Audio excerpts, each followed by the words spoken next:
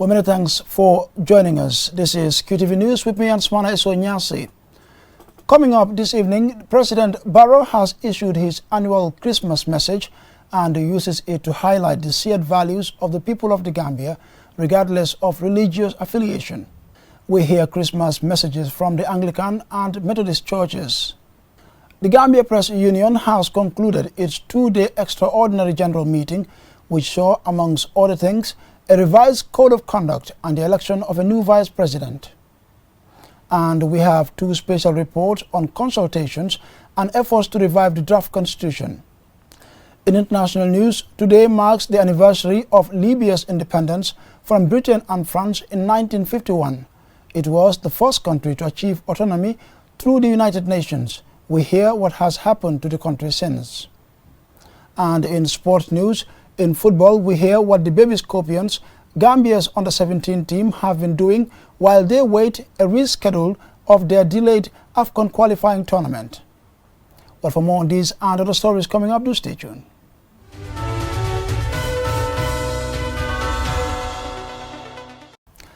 And now a look at the news in detail. As Christians around the world celebrate Christmas, the President, Adama Barrow, has sent a Christmas message to Christians in the Gambia. Among other things, the President reflects on how COVID-19 has impacted us all, regardless of religious affiliations. Here's an excerpt. Ladies and gentlemen, like other communities, the Christian community was not spared by the pandemic. The challenges it posed globally prevented them from attending church service to fulfill their religious duties. As COVID cases surged in the country, they could not even attend to their major religious functions and feasts such as Easter.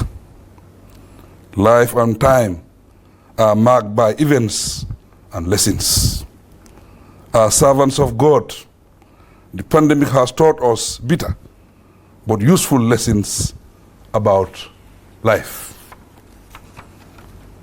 It has reminded us of our weakness as human beings, and that no matter how absorbed we may be in worldly affairs, life is not within our control. This should compel us to give the due attention to our obligations and accord human life significance over everything else. In harmony with the beliefs and teachings of Christianity, my government maintains that any action taken in the country must seek to protect life and the livelihoods of the people. The attainment of such noble goals makes it obligatory for all citizens, regardless of religious affiliation, to consistently dialogue, cooperate, and support one another. Well, meanwhile, the President's full speech follows this news bulletin. Now, the presiding bishop of the Gambia Methodist Church has said people should not lose hope because the coronavirus pandemic has inflicted the entire world and continues to bring darkness of disease and death. Reverend Hannah Caroline Falheim made these remarks in her Christmas message. Bob Garcia tells us more. This Christmas, we may not feel that God is with us because the coronavirus pandemic has inflicted the entire world and continues to bring darkness of disease and death. Economies around the world have suffered severely through many months of lockdowns and other restrictions. And many are worried about their workplace, their business, about their homes, and about being able to provide food for their families. Millions of people have been isolated and lonely because of social distancing measures. We can continue to have hope and to remember that God is still with us. Reverend Hannah Caroline Falhem, presiding bishop of the Methodist Church of the Gambia, encouraging people to be optimistic amidst the havoc and destruction caused by the coronavirus pandemic. Reverend Falhem also highlights how the prophecy of the coming of Jesus was fulfilled. The prophet Isaiah, 700 years ago, and before Jesus was born, prophesied with the following words: "The Lord himself will give you a sign. Look, the virgin is with child and shall bear a son, and shall name him Emmanuel." Isaiah 7:14. The announcement was of the deliverer of Judah, heralding the coming of God's Messiah, Jesus Christ. The Reverend further urges people to follow the teachings of Jesus Christ to overcome our challenges. To feed the hungry, to welcome the stranger, to clothe the naked, to heal the sick, to help those in prison, and to comfort the brokenhearted and the dying, and those who have suffered losses or lost loved ones. We are called to love God and to love our neighbors as ourselves. As Christians in the Gambia joined the rest of the world to celebrate Christmas, she concludes by wishing everyone a blessed Christmas season. Babukar Sise, QTV News. In the midst of the pandemic, many other atrocities have been showing their ugly face in different parts of the globe. We can cite the following African political violence that has claimed the lives of tens of thousands and left many displaced and brokenhearted. The separatist militant in Cameroon, the Tigris conflict in Ethiopia, the political violence in the Democratic Republic of the Congo, DRC, Somalia, South Sudan, Nigeria, the Central African Republic, CAR, and Libya. Recently, the Boko Haram adopted hundreds of Nigerian schoolboys. Thank God, we got information that they have been rescued. Bishop Odiko added that Gambians should appreciate God for saving our nation from the severe clutches of COVID-19.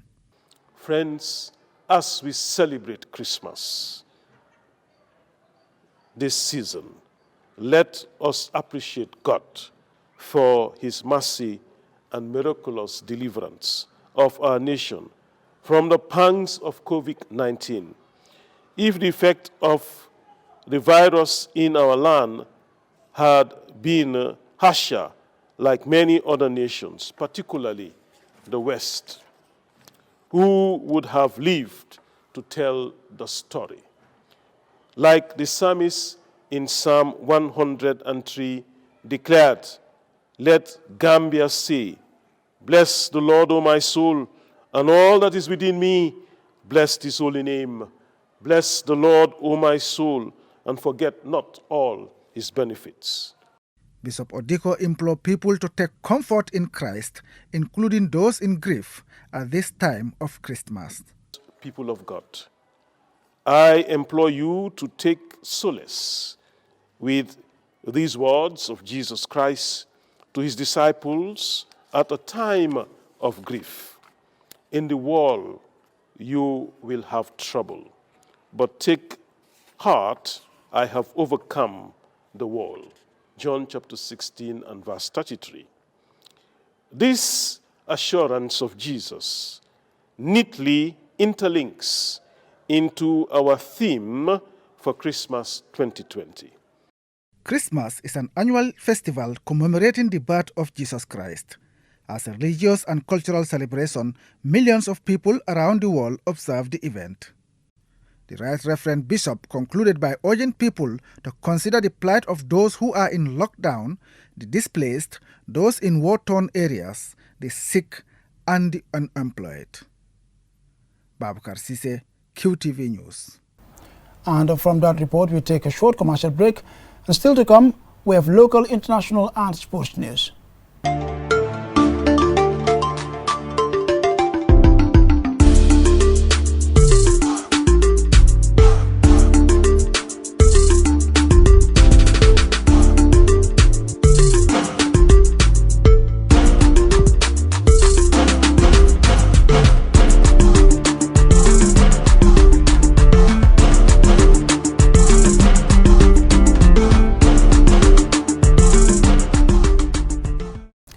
Well, thanks for staying with us.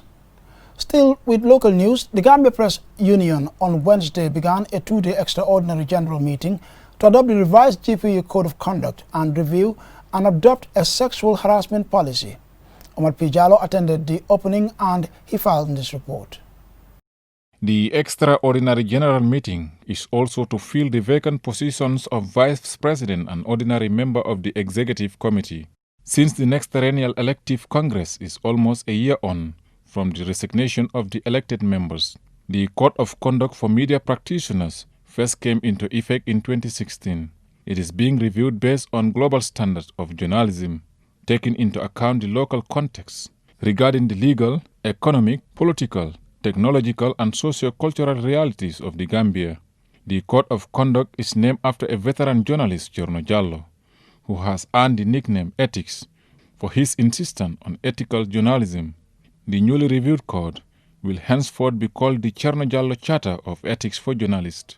Mustafa Mbai, the chairperson of Ethics and Disciplinary Committee of the GPU Board, said there can be no freedom of expression or media freedom if journalists live in conditions of corruption, poverty and fear. Thus, the need for the reviewed Code of Conduct, which aims to address these challenges. The Gambia President is very much concerned about the welfare of its members. And sexual harassment, of course, we all know, going by the definition, is something that is happening every day in every aspect of life, including where the media and media personnel operates. So we feel that something needs to be done, and we need to be very clear in what needs to be done, and that is why we decided to ensure that this document is adopted so that our members will live and work safely and dignifiedly in their various institutions. Sekou Jammeh, the Secretary General of the Gambia Press Union, said the collective bargaining agreement championed by the GPU is driven by the plight of journalists and media workers and the realities that exist in the country, as affirmed in the GPU research on work conditions of journalists. He asked that the conditions of service, which define employment, working conditions, and guaranteed minimum social benefits for journalists and media workers, will govern the working relationship within media establishments. The collective bargaining agreement actually is informed by a very comprehensive research that the GPU conducted into the working conditions of media practitioners in the Gambia. We conducted this research because we have been receiving a lot of complaints from media workers in particular about the terms under which they are working. Veteran journalist Cherno Jallo expressed delight and appreciation to the GPU executive for recognizing his efforts for always encouraging young journalists to be ethical in their work as media practitioners. We need to see Gambia reported in the press. We don't want to see Greater Banjul reported as it is now, as it was before. So for me, that's how I judge the progress of the press in the Gambia. The election for the position of Vice President and ordinary member of the GPU executive will be held on tomorrow by eligible voters. Reporting for Qtv News, I am Omar P. Jallo. Well, we will take another commercial break, but the news continues when we return with two special reports on efforts to revive the draft constitution, plus international and sports news.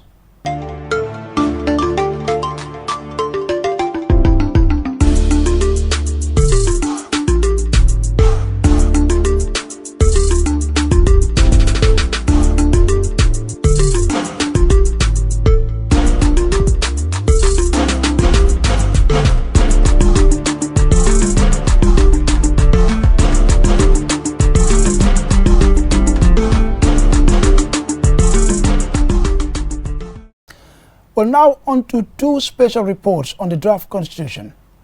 Gambian civil society organizations have added their voices to the current dialogue to build consensus on the rejected draft constitution. As Jennifer Sonko reports, CSOs say they have yet to participate meaningfully in the process. 3 months after the draft constitution was rejected by lawmakers, the government of the Gambia has showed an interest in reviving it through a national consensus building process. The International Institute for Democracy and Electoral Assistance, International IDEA, working with former President Goodluck Jonathan of Nigeria, serving as mediators. CSOs say they are disappointed by the executive's lack of a passionate drive to defend a bill it had sponsored. The government, International IDEA and mediator Goodluck Jonathan cannot tag civil society as stakeholders and yet fail to avail it with issues and options document, which was purposely prepared to guide the dialogue. As critical stakeholders in the process, we are yet to be availed the opportunity to meaningfully partake in the political dialogue initiated by the government of the Gambia. The inclusion and participation of civil society as a non-partisan entity is urgent, legitimate and critical to the building of meaningful political consensus. CSOs urge President Barrow, IDEA and mediator Goodluck Jonathan to ensure transparency, participation, inclusion and national consensus. They have the following request for a desired outcome of a new constitution. Any new draft constitution must A. Uphold and guarantee the fundamental rights and freedoms of all Gambians, including justiciable socio-economic rights. B. Uphold the Gambia as a sovereign republic based on modern democratic values and the rule of law, in which all citizens are equal in rights and dignity. CSOs are ready to take every necessary, legitimate, lawful and democratic action to guarantee and protect the sanctity of the Constitution, adding that the draft Constitution shouldn't be diluted in any way to be acceptable. It is not up to us, civil society, to determine what should be or should not be in the draft. I think this draft has already been around, the country and also to the diaspora, and we believe we gave TRC a job, and they had the mandate to look at our different views and come up with a draft based on the terms of reference. I think they have done that. Now, it is not for us. I don't think we have the mandate to determine what should be removed or not. That is for the people. So to make it very, very, very clear. So this process for us, we want to make sure that whatever the outcome is, it does not dilute this draft constitution. 31 National Assembly members voted in favor of the new draft constitution bill, while 23 members voted against, meaning the bill could not be passed. The draft constitution is a product of more than 2 years' work with nationwide and international consultations with Gambians. The burning question now is, will the draft constitution be diluted or amended to make it acceptable to certain National Assembly members? Reporting for QTV News, I am Jennifer Sonko. Meanwhile, the first phase of a series of consultative dialogues to end the political deadlock on the draft constitution ended last week. At the request of the Gambia government, the International Institute for Democracy and Electoral Assistance, IDEA, sent a team of envoys led by former President of Nigeria to meet political parties to broker a consensus. In this special report, by QTV's Mahmoud Lamin Choi, We'll take a look at the views of stakeholders in this process and the politics behind it. Another phase towards ending the political impasse on our draft constitution has begun, and this time the government has looked for a new approach by requesting the intervention of an international organization assisted by Nigeria's former President Goodluck Jonathan, whose delegation arrived in the Gambia and met the president last week. We are just coming to offer some technical assistance in one little way or the other.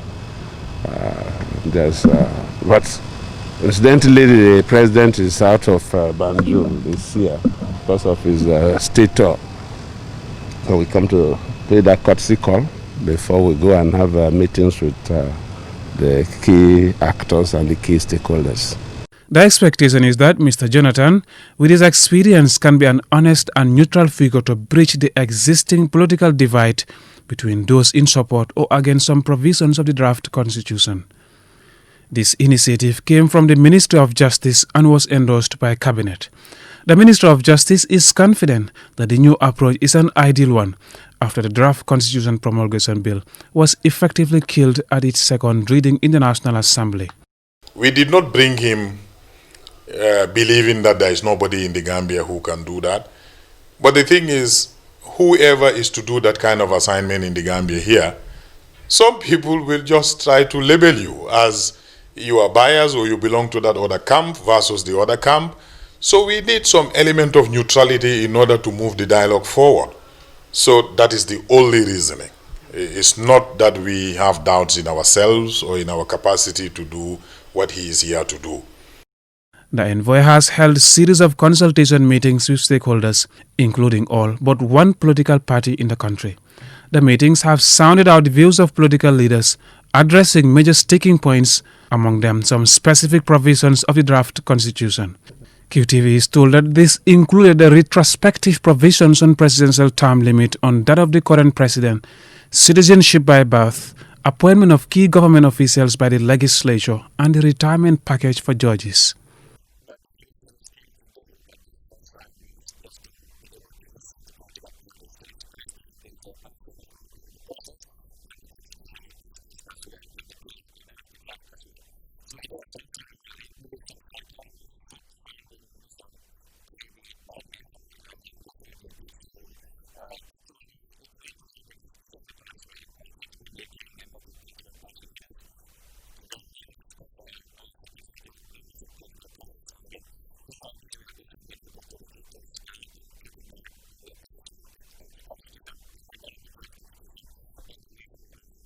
The decision to call for the intervention of an international organization to resolve the political differences around the draft constitution has generated public debate, part of which is critical of the government's initiative.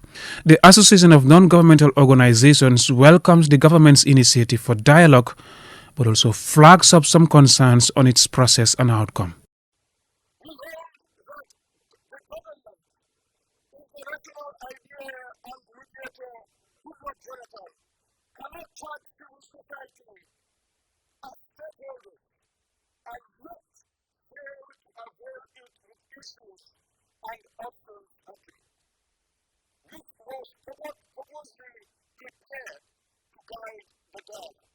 The mediation envoys team ended its first phase of 10 days consultation with stakeholders and has issued a press release noting that a spirit of goodwill was prevalent, even as leaders stated their concerns with openness and conviction that in turn allowed for a clustering of key issues at stake, in particular the points of divergence and the agreement for framework for tackling them when the dialogue resumes early next year. The Minister of Justice asks for patience and optimism among Gambians, but the question now is what the next plan is in case of no common ground is brokered among political parties. Of course, unfortunately, and we don't expect that and we don't wish for it, if it turns out to be a deadlock, then that will mark the end of the process for now, except maybe we initiate another process. Until the end of that dialogue, the prospect of the dawn of a third republic for the Gambia seems a distant one and waiting for the wills and minds of the political elite, who, only by reaching a compromise can they end their differences over a few provisions in a document which, when passed to a referendum, will define and shape our country's present and future. Mahmoud Lamin Chai, QTV News.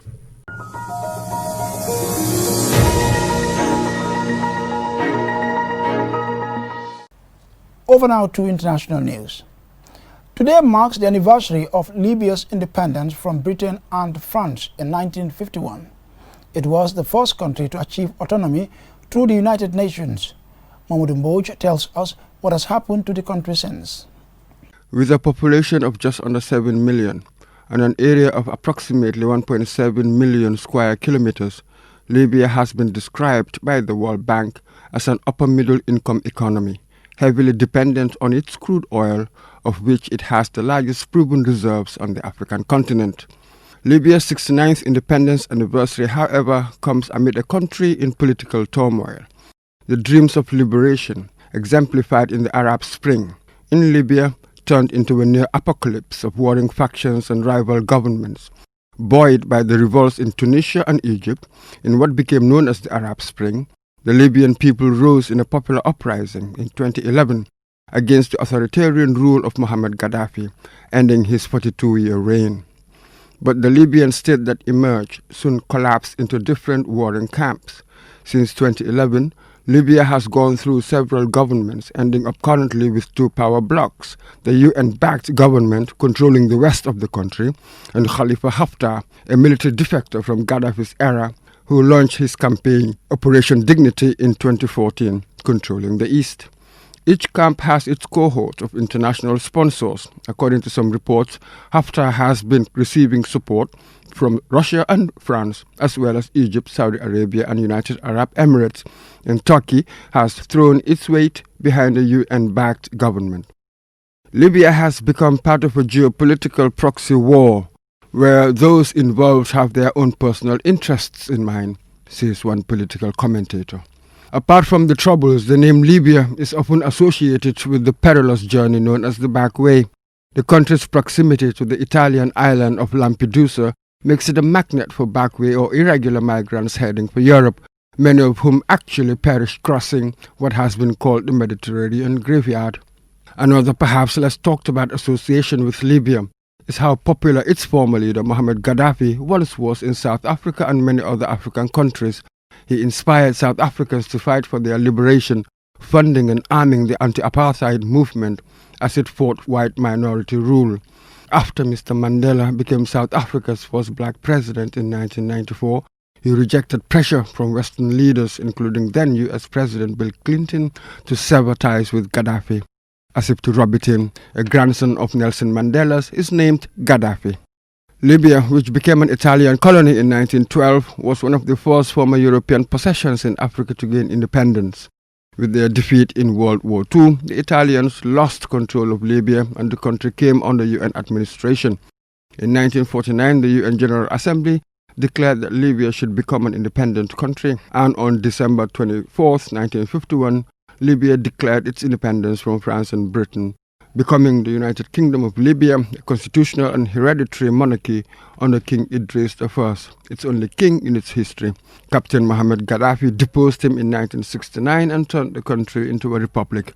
King Idris went into exile in Egypt and died in 1983, a period that coincided with the country's international pariah status because of Gaddafi's openly antagonistic attitude to Western interests. Ironically, in the country's current troubles, as one journalist puts it, there is no shortage of players in Libya's conflict, but few champions for peace. For QTV News, I am Mahmoud Mboj.